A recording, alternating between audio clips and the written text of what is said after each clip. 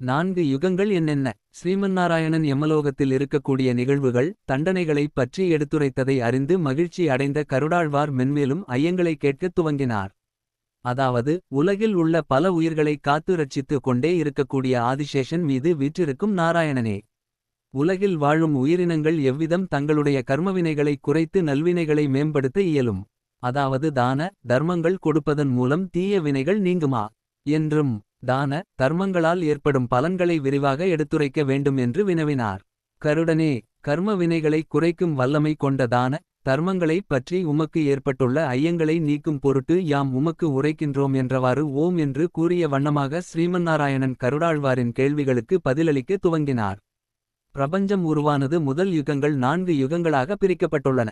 4 யுகங்கள் என்பது கிருத யுகம், திரேதா யுகம், துவாபர யுகம், கலியுகம். இந்த 4 யுகமும் ஒவ்வொரு செயல்களுக்கு முக்கியத்துவம் வாய்ந்ததாக இருந்தது. அந்த செயல்கள் யாவும் மனிதர்கள் சிறப்பாக இருக்க வேண்டும் என்பதற்காகவே. அதாவது கிருத யுகம் மகா தவத்திற்கு மிகுந்த முக்கியத்துவமும் சிறப்பும் வாய்ந்தது. திரோதா யுகம் தியானம் செய்வதில் முதன்மை பெற்றிருந்தது. துவாபர யுகத்தில் யாகங்கள் வேள்விகள் முதலியவை முக்கியமானதாக கருதப்பட்டது.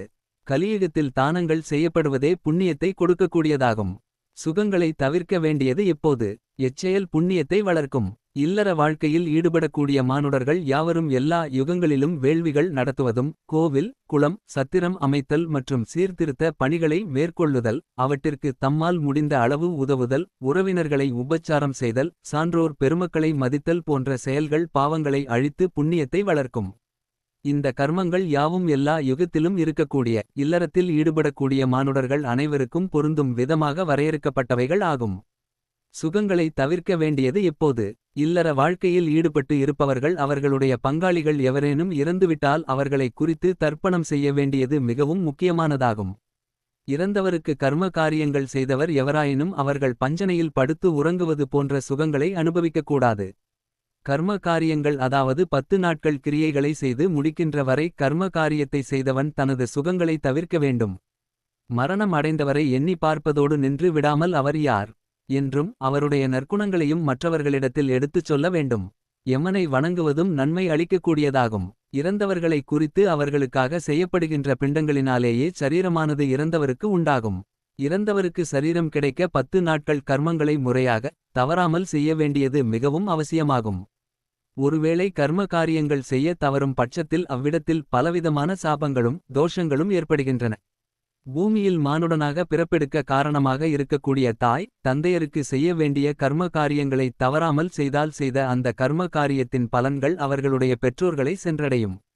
அதனால் அவர்களுடைய பெற்றோர் மனம் மகிழ்ந்து தனது புத்திரர்களை ஆசீர்வாதம் செய்வார்கள். மரணம் அடைந்தவர்களுக்கான 10 நாள் கிரியைகளை செய்ய தவறினால் மரணம் அடைந்தவர் பிண்ட சரீரம் கிடைக்கப் பெறாமல் வருந்துவார்கள். இறந்துபோன ஜீவாத்மாக்கள் முதல் 3 நாட்கள் நீரிலும், அடுத்த 3 நாட்கள் நெருப்பிலும், அதற்கடுத்த 3 நாட்கள் ஆகாயத்திலும், 1 நாள் ஆவி உருவில் தன்னுடைய வீட்டிலும் வந்து வாழ்வார்கள். நவசிரார்த்தம். இறந்துபோன ஆத்மாவிற்காக முதல் நாள், 3ஆம் நாள், 5ஆம் நாள், 7ஆம் நாள், 9ஆம் நாள் மற்றும் 11ஆம் நாளிலும் நவசிரார்த்தம் என்ற கர்ம செயலை செய்வது அவசியமாகும்.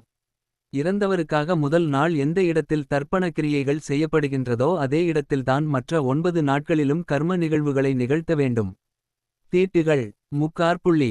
இறந்தவருடைய குலம் கோத்திரத்திற்கு விதிக்கப்பட்டுள்ள ஆசௌசம் எனப்படும் தீட்டு எத்தனை நாட்களுக்கு இருக்கின்றதோ அத்தனை தினங்களுக்கும் இறந்தவருக்காக பிண்ட தர்ப்பணம் செய்ய வேண்டும். ஒருவர் எந்த திதியில் இறக்கின்றாரோ அந்த திதியில் இறந்தவருக்கு மாசிகம் செய்ய வேண்டும். இது மிகவும் அவசியமான ஒன்றாகும். மாசிகம் என்பது இறந்தவருக்காக மாதா மாதம் செய்யப்படுகின்ற சிரார்த்த கர்மம் ஆகும்.